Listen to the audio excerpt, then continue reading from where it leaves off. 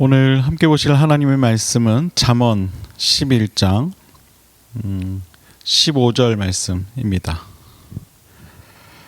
봉독해 올립니다. 타인을 위하여 보증이 되는 자는 손해를 당하여도 보증이 되기를 싫어하는 자는 평안하니라. 아멘.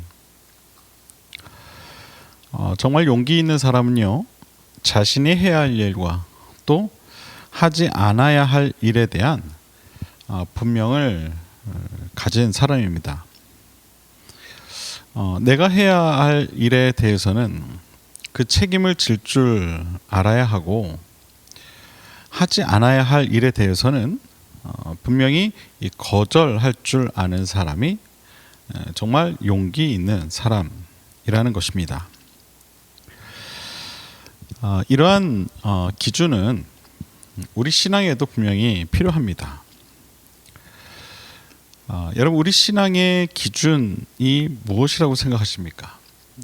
우리는 무엇을 가지고 우리 신앙의 기준으로 삼아야 한다고 생각하십니까?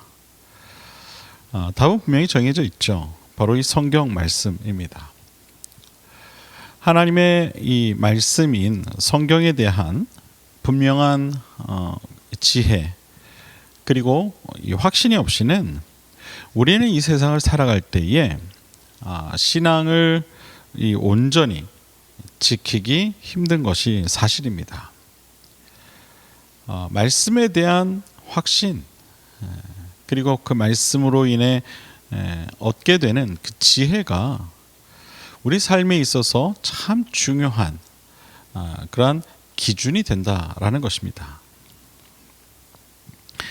성경에 기록된 문자적 진리들을 우리 삶 속으로 가져와서 그 말씀을 적용하고 또 그 말씀대로 살아갈 때 우리는 분명한 이 신앙의 기준을 갖게 되는 것이죠.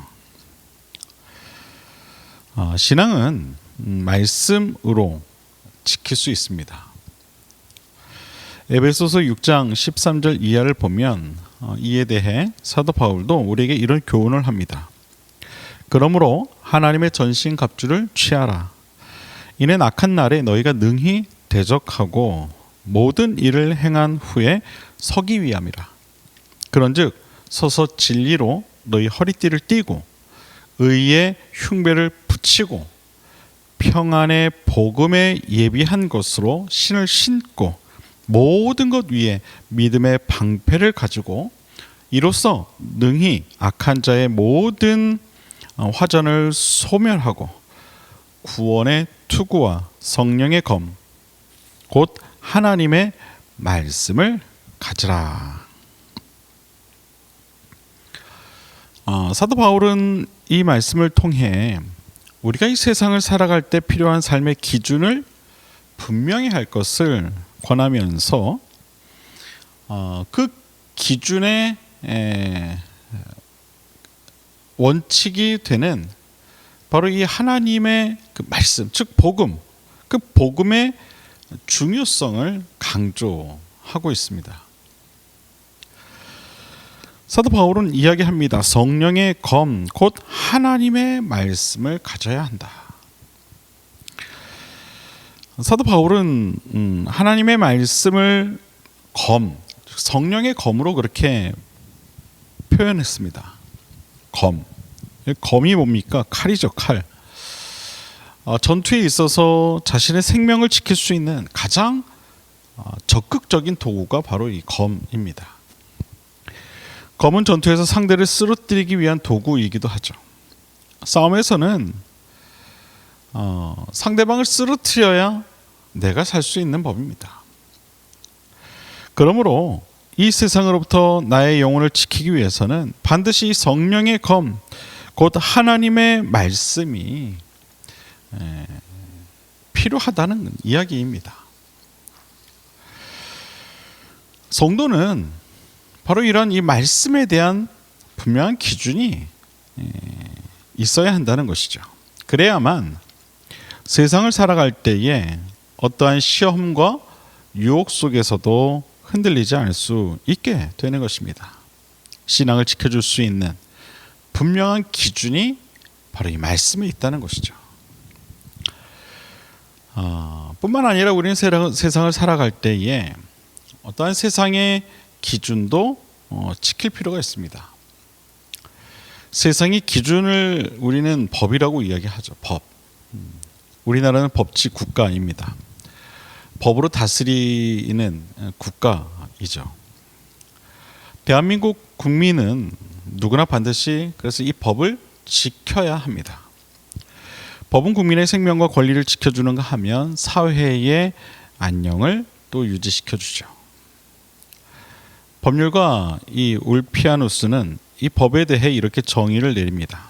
정직하게 생활하고 이웃을 해치지 않고 각자에게 그의 몫을 귀속시키는 것이다. 각자에게 그의 몫을 이라는 말은 즉 정직하게 생활하고 이웃을 해치지 않도록 하는 그 몫이 바로 이 모든 국민에게 있다는 이야기입니다. 법을 지켜야 할 책임이 있다는 것이죠. 자, 오늘 본문에 보면은 보증에 관한 그런 이야기가 나옵니다. 이런 보증에는요 분명한 이 법적인 책임이 따릅니다. 보증의 기준은 바로 이 법에 있다는 것이죠. 우리가 서게 되는 모든 보증은 바로 이 법 아래에 있을 때 유효하게 되는 것입니다. 그러므로 보증 관계가 깨어지게 되면 법적인 책임이 따르게 되기 마련입니다. 내가 누군가에게 보증을 서겠다고 마음을 먹는 순간, 그리고 서류에 도장을 찍는 순간 그 보증에 대한 법적인 책임까지도 감수하겠다는 약속이 되어버리고 마는 것입니다. 우리가 보증을 서게 되는 이유가 무엇입니까? 뭐 여러 가지 이유가 있지만 가장 큰 이유는 바로 관계 때문입니다. 즉 정 때문이죠. 정.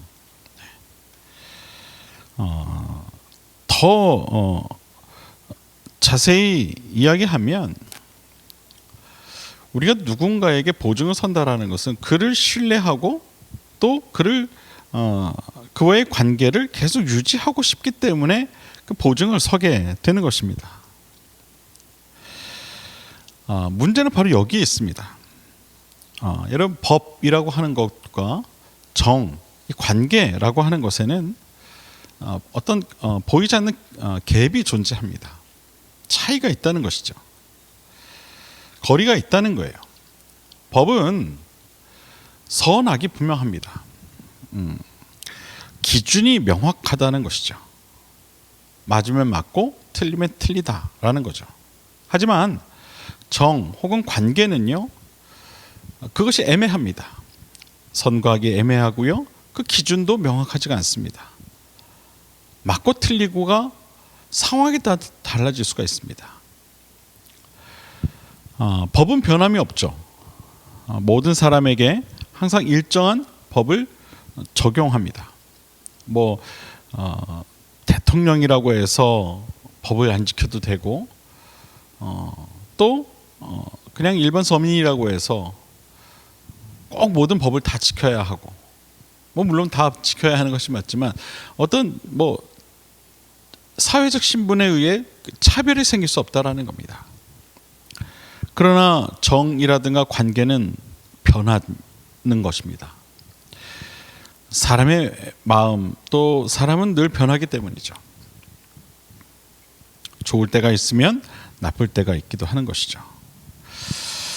그런데 우리는 보증을 서게 될 때 무엇을 가지고 서게 된다고 했습니까? 관계 혹은 정 때문에 우리는 서게 된다고 이야기를 했어요. 선과 악이 애매하고 늘 변할 수밖에 없는 바로 그 정 때문에 선과 악이 분명하고 변함이 없는 법적 보증에 대한 책임을 지게 된다는 겁니다. 자, 여기서 우리는 딜레마에 빠지게 됩니다. 정 때문에 보증을 서주지만 이 보증은 우리를 정으로 봐주지 않기 때문이죠. 보증은 모든 법적인 책임을 가져다 줍니다. 법과 정과의 상충 관계에 의해 우리는 너무나도 큰 부담을 얻게 되는 것이죠. 그래서 이런 이야기를 하는 겁니다. 물질, 즉 돈은 꾸지도 말고 꿔주지도 말아야 된다. 왜냐하면 관계 때문에 혹은 정 때문에 꿔준 그 돈으로 인해 친구도 잃고 또 돈도 잃게 되기 때문입니다. 사실 이러한 이 보증에 대한 문제는 과거나 지금이나 항상 조심스러울 필요가 있습니다. 그래서 성경은 보증에 대한 지혜를 우리에게 주는 것이죠. 그 지혜가 무엇입니까, 여러분? 바로 보증은 서지도 말라는 겁니다. 여러분, 성경이 하지 말라면 하지 않는 것이 지혜로운 겁니다. 그래도 어떻게 그럴 수 있습니까, 목사님?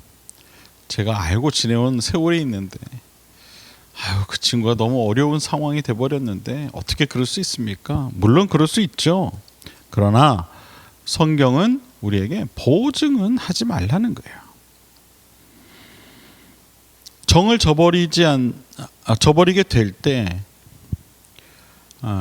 그로 인해 그 껄끄러운 관계가 생길 것을 두려워하여 보증을 서게 되는 경우가 많이 있어요.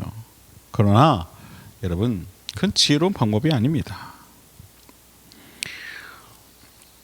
성경은요, 오히려 그와 다른 그 관계를 지킬 수 있는 방법을 한 가지 알려줍니다. 그것은 바로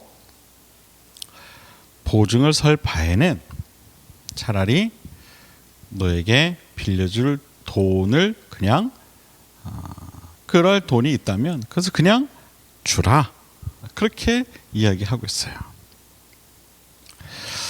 꾸지도 말고 구워주지도 말라고 하며 그냥 주라, 우리에게 이야기합니다. 너에게 어떤 구워줄 돈이 있다면 그것을 보증을 서서 뭘 어떻게 해주고 그럴 필요 없이 그냥 그걸 그냥 주라는 얘기예요. 그리고 그것을 잊어버리라는 겁니다. 그렇게 할 때에 그 관계도 지킬 수 있고 또 보증도 서지 않을 수 있게 된다는 겁니다. 이런 보증의 문제도 바로 이것이죠. 내가 감당할 만한 일을 감당해야 한다는 거예요. 그리고 그것을 잊어버리라는 겁니다. 이것이 서로에게 유익할 수 있는 바로 유일한 방법이 된다라는 것이죠. 이것이 바로 성경이 우리에게 이야기하는 보증에 관한 지혜입니다. 여러분, 바라기는 보증에 관한 지혜를 통하여서 물질로 인해 좋은 관계가 깨어지는 일이 없도록 그렇게 지혜롭게 행동할 수 있는 그런 저와 여러분 모두가 될 수 있게 되기를 바랍니다. 보증 설 만한 여유가 있으면 그냥 그것을 내어주는 것이 훨씬 지혜로운 방법이라는 사실을 기억할 수 있는 저와 여러분 모두가 되기를 바랍니다. 기도하겠습니다.